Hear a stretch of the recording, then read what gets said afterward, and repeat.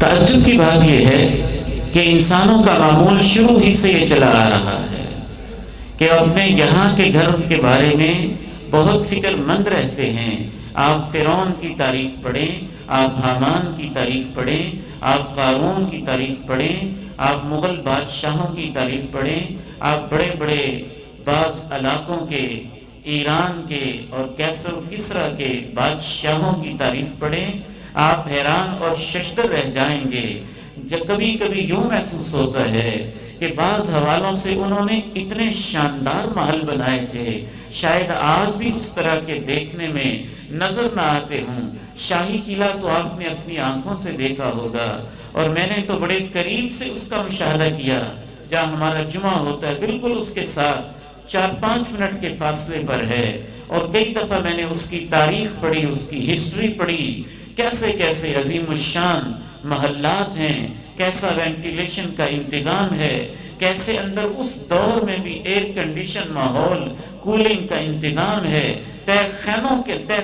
کے اندر آپ چلے جائیں، آپ کو یوں لگے گا جیسے نیچرل اے سی لگا ہوا ہے، اور کیسے کیسے کمروں کے اندر دھوپ پہنچانے کا انتظام ہے۔ قارون کے پاس تو وہ خزانے تھے، اور اس نے تو اپنے محل کے اندر کئی 100 کمرے بنائے ہوئے تھے۔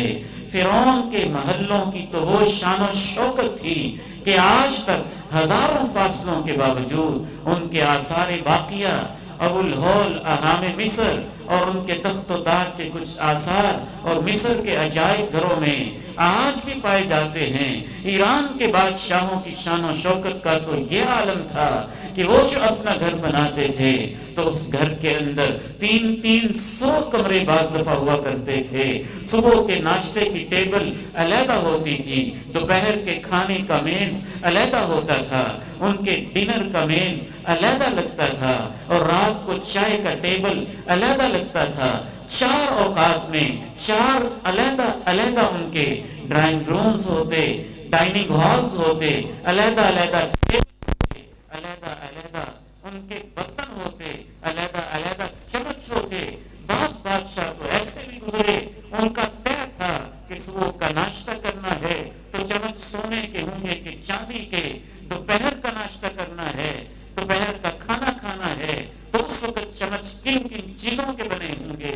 اتنی زیادہ ترقیاں کرنے والے یہ سارے کے سارے لوگ ذرا دیکھیں تو صحیح کہاں پہ ہیں؟ کوئی ان کا نام و نشان